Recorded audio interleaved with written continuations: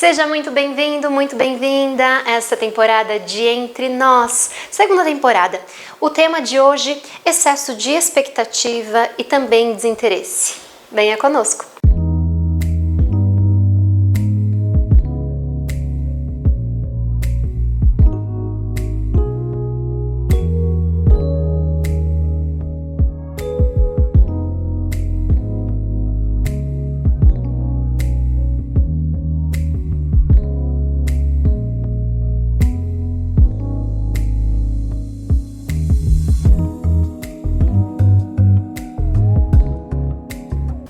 Seja muito bem-vindo, muito bem-vinda a mais um Entre Nós, entre que a casa é sua.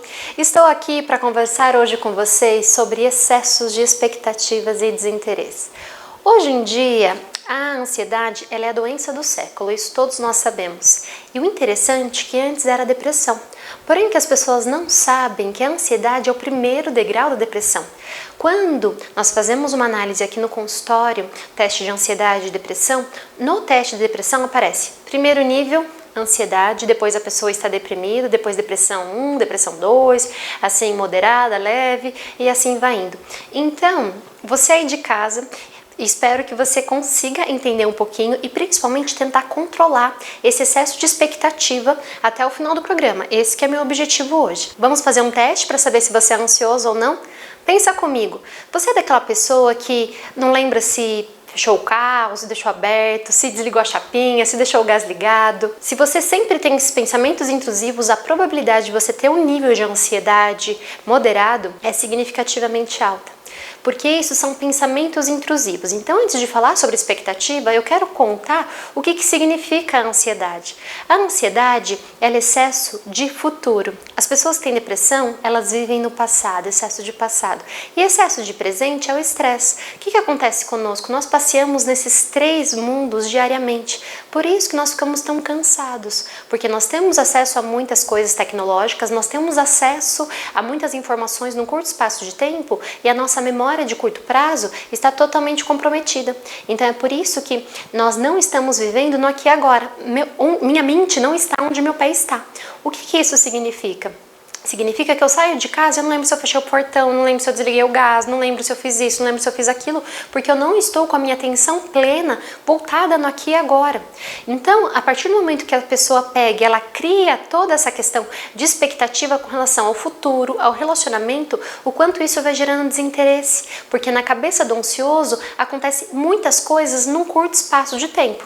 Tem uma historinha que eu sempre conto para meus pacientes, que é a seguinte: era um senhorzinho que tinha um sítio meio afastado da cidade e daí no meio do caminho fura o pneu dele. E daí sabe o tipo de elevadorzinho assim que é comumente conhecido como macaco? Ele esqueceu que não estava no carro dele. Ele lembrou que dali de onde ele estava até a cidade dariam 10 quilômetros. Para ele voltar para o sítio dele dariam 5 quilômetros. Para ele ir até o sítio de um amigo faltavam apenas 2 quilômetros. Aquele sol do meio-dia, ele pensou assim, falou, vou naquele sítio daquele amigo. Porém, um detalhe, esse senhor ele é extremamente ansioso, como eu, como você, talvez aí de casa. E durante o percurso, 2 quilômetros, ele ficou pensando no que possivelmente esse amigo pensaria dele. Ele lembrou coisas lá do passado, que em 1980 ele recusou o convite para ser padrinho de casamento de não sei quem que ele tinha contato. Depois ele lembrou que um dia eles tiveram uma pequena discussão, briga. Enfim, ele foi esses 2 quilômetros só alimentando esses pensamentos intrusivos, que é desencadeado por conta da ansiedade. Na hora que ele chegou nesses 2 quilômetros do sol e brigando com os pensamentos dele, falou, deveria ter ido para a cidade, deveria ter voltado para minha casa no sítio, deveria ter feito isso, aquilo. Na hora que ele chegou na casa desse amigo dele, pegou, bateu a porta assim, o amigo dele saiu e daí ele pegou, olhou assim para o amigo e falou assim, olha, pega esse macaco e enfia naquele lugar que a gente não pode falar aqui na televisão, sabe? De tantas paranoias e pensamentos intrusivos que ele criou, ele pegou e chegou lá e brigou com o amigo e o amigo ficou com cara de assim, ué, hoje o que está acontecendo aqui?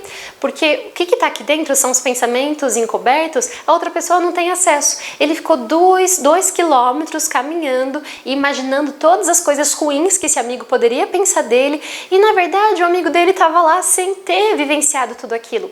Por isso que a ansiedade é uma coisa extremamente desgastante e cansativa, porque uma pessoa ansiosa, ela vive 48 horas dentro dela, no sentido de que um dia 24 horas. Ela pensa tantas coisas que a probabilidade daquilo acontecer é assim, é raríssimo, é 10%, 15%, mas ela vive tanto aquilo com uma intensidade que acontece o que? Na hora que ela pega e se depara com uma situação dessa, ela acredita que o outro também estava naquele mundo da fantasia dela, que ele criou toda aquela expectativa, e na hora que vai ver, a pessoa tá assim, ué, é o macaco que você quer? Entra aqui, sabe, toma uma água, eu vou lá, te levo, te ajudo. E não, dentro da nossa cabeça nós pensamos tanta coisa, e isso vai gerando totalmente um desgaste emocional. Isso que eu quero passar para vocês aí de casa hoje, como conseguir detectar esses pensamentos intrusivos para vocês terem uma vida com maior qualidade de vida, porque esse excesso de expectativa vai gerar o desinteresse, porque como é que se eu tivesse um tipo de um script na minha cabeça, sabe? Eu tenho um script aqui dentro, então muitas vezes eu quero que o outro siga exatamente aquilo, mas às vezes nós esquecemos de comunicar para o outro de uma forma extremamente assertiva o que é interessante ou não. Isso vale para amizades, isso vale para relacionamentos. Quantas vezes você se pega pensando aí na sua casa, ou aí no seu telefone, no seu celular, que assim, uau!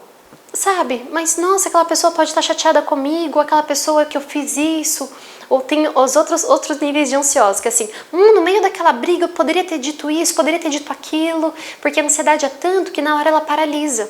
Então vamos lembrar, a ansiedade é como se fosse uma grande árvore, cada galinho é a ramificação dessa ansiedade. Quando essa ansiedade não é tratada, ela desenvolve transtornos muito maiores. Esse pós-pandemia, o quanto que nós vimos, pelo menos nós psicólogos, pessoal da saúde, crianças, eu me deparei com crianças de 4, 5 anos com crise de pânico. E o que isso significa? A ansiedade, ela cria aquela imagem de uma forma tão fixa na nossa mente que nós não sabemos determinar se aquilo é real ou não. Por exemplo, eu, Jéssica, tenho medo de leão. Daí a minha ansiedade cria tantas histórias com relação ao leão, é como se aquele leão estivesse ali. O meu cérebro não sabe distinguir se ali é um leão ou se é minha imaginação. Por isso que vem o pânico. Quando o pânico já é o extremo da ansiedade. Então eu entro em contato com algum tipo de emoção, falo, meu Deus, eu acho que eu vou perder alguém querido, um ente querido. Aquilo fica alimentando, retroalimentando numa espiral de pensamento que é muito difícil de separar. Muitas vezes precisa de acompanhamento psicológico, muitas das vezes até psiquiátrico, para conseguir fazer as recaptações corretamente de toda essa química cerebral que fica bagunçada dentro. Tudo aqui dentro, que nós temos o poder de nos salvar de tudo isso e também de adoecer de tudo isso. Então, quando eu tenho receio de alguma coisa, eu penso, algum ente querido vai, mas olha, pode dar isso no exame, isso, aquilo, e um pensamento ele vai ramificando para outro. Que isso gera um processo de angústia extremamente perturbador para esse indivíduo. Muitas vezes será necessário entrar com tratamento medicamentoso, porque o que acontece? Se não tratar de forma medicamentosa e a psicoterapia para conseguir entender de onde estão vindo esses gatilhos, que são esses pensamentos, a pessoa perfeitamente pode caminhar, para um processo de transtorno maior de ansiedade, transtorno de ansiedade generalizada, que seria a TAG.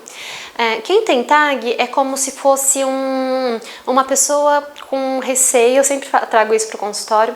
A pessoa que tem TAG é como se ela vivesse na beira do precipício e ela tem tanto medo de cair que ela se joga lá de cima de vez em quando. Se você se identifica com isso, é interessante você pegar e procurar um profissional para te auxiliar, para facilitar a sua vida, porque ninguém merece viver com essas distorções cognitivas que são o e se. E se alguém que eu amo muito morrer? E se eu esqueci a chapinha ligada e colocar fogo na casa? E se eu esqueci o carro ligado, o carro aberto e alguém roubar? Então esses e se's são distorções cognitivas que a ansiedade ela facilita, ela alimenta. Então isso é a TAG. Tem o TOC, que é o obsessivo-compulsivo, vem os pensamentos intrusivos e a pessoa tem que ter o comportamento dessa obsessão, por exemplo, tô muito ansiosa, tenho pensamentos que, sei lá, esqueci o carro aberto, tem que ir lá verificar. O TOC, transtorno obsessivo-compulsivo, obsessão, pensamentos, compulsão, comportamento. Então, eu vou lá no carro verificar. Esse comportamento é a compulsão. Eu sou compulsivo, eu vou lá verificar se está fechado, porque tem a obsessão, que é pensamento que começa assim: você esqueceu o carro aberto. Depois a próxima: você esqueceu o carro aberto, alguém vai levar alguma coisa importante. Por isso que vários famosos agora, né? Logo, logo se aproxima o final do ano. Nós temos Roberto Carlos, um cantor famosíssimo, e ele precisa ser de um único lado do carro, ele não tem determinadas cores que ele não usa. Então, por conta de todos os traumas que ele passou ao longo da vida dele, ele foi adquirindo essa forma, esse mecanismo de defesa para conseguir contornar toda essa questão de transtorno obsessivo. As pessoas que têm com número, com relação de ficar calculando determinadas coisas, ficar contando. Então, dentro do TOC tem vários tipos de transtornos obsessivos compulsivos, que às vezes tem até com relação ao intuito sexual, com relação a compras, com relação a jogos. Então, assim, com relação à limpeza, a gente fala do TOC típico assim: meu TOC tá atacado, preciso organizar e tudo mais, porque muitas vezes a pessoa pega e ela tenta organizar o externo para tentar internamente se organizar. Depois disso tem todos os outros transtornos de ansiedade, que tem fobia, que são medos, agorafobia, medo de ter medo. Isso é um novo sintoma que existe desde 1800 e bolinha, mas agora nós estamos conseguindo diagnosticar pessoas que têm medo de ter algum tipo de medo, e isso gera e paralisa muitas das vezes. Então, todas as fobias, fobia de qualquer coisa, de leão, de sapo, de qualquer coisa, vem essas fobias, claustrofobia, lugares fechados. Então, hoje em dia, a ansiedade, infelizmente, está sendo essa doença do século. Então, se você cria muita expectativa com relação a qualquer evento, significa que o nível de ansiedade já pode ser mais elevado. Porque o que acontece? Nós não temos controle de absolutamente nada nessa vida, nada mesmo. E quando nós entendemos isso e nós tentamos minimamente fazer determinadas coisas conforme as circunstâncias, a vida fica muito mais leve. É muito triste receber no consultório pessoas que têm um transtorno de ansiedade tão grande que não conseguem, às vezes, sair de casa, porque acredita que vai ficar infectado com alguma coisa. A gente acredita que a pandemia acabou, mas o transtorno que ela trouxe, emocional, ainda sim traz muitos prejuízos emocionais. E é isso que eu quero compartilhar com vocês. Pessoas que têm transtorno de ansiedade, na hora que sentem que esse transtorno está um pouquinho mais elevado, primeira coisa que é assim, a premissa da vida: você não vai morrer. Pessoas que estão tendo um infarto, principalmente depois, pessoas que estão tendo um infarto, principalmente antes dos 40 anos, só de pensar em ter um infarto ela já teve, porque o nosso, no caso, é fulminante.